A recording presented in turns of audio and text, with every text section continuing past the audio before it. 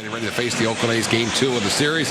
Birds lost the first one 8-4. And talking about finding somebody, here's Dan Connolly, used to write for the Baltimore Sun. What are you doing now, Dan? I have my own website now, Tom, BaltimoreBaseball.com, and we're covering the Orioles. We're covering a little bit of high schools, and we're also doing a lot of the minor leagues.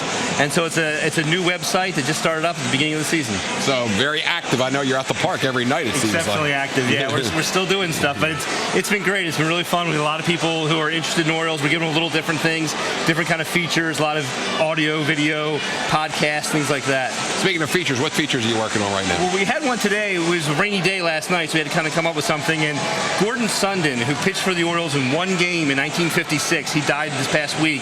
And he's one of 8 players in Orioles history who were the Moonlight Grahams, if you will. That's from basically the Archibald Moonlight Graham from Field of Dreams, who played in just one game in 1905. So I had done a story with the Sun 10 years ago about those guys, and I kind of focused on Gordy Sundin, and it was a tremendous story. He pitched basically one game, one inning, 11 pitches, 10 balls.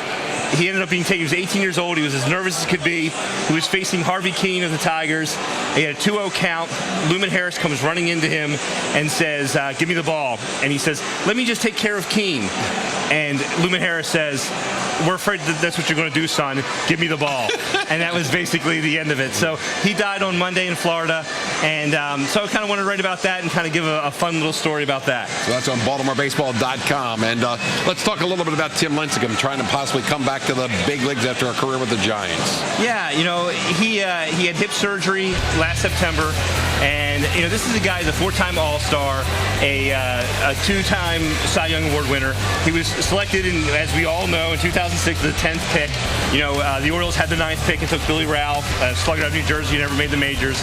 And people wanted to see what he could do now. So he had a showcase on Friday in Scottsdale. Over 20 teams were there. The Baltimore Orioles were represented there. He threw 41 pitches, hit about 89 to 92 on the with his fastball. He threw a curveball. He threw a couple other pitches. He looked good, and so chances are he's going to be back in the majors at some point. He said he would like to start. He could relieve. The Orioles are interested, and as you know, they love those guys who are trying to come back from things. However, he's a West Coast guy. He's a Washington guy. He's played his entire career for San Francisco. My guess is he'll probably end up on the West Coast. Yeah, there was some speculation earlier in the week that maybe the San Francisco Giants would bring him back. What are your thoughts on that? Absolutely. I mean, they have 2 guys right now, veterans, Matt Cain and Jake Peavy, who are both struggling.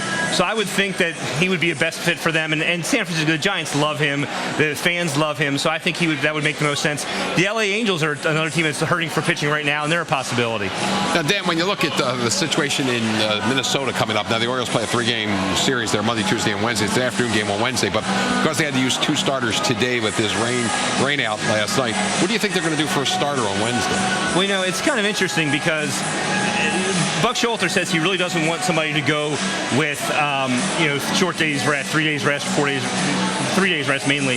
So Vance Worley, I think, is probably the best bet. He was hired for this purpose, to be a spot starter, to pitch out of the bullpen, but also pitch when they need him to.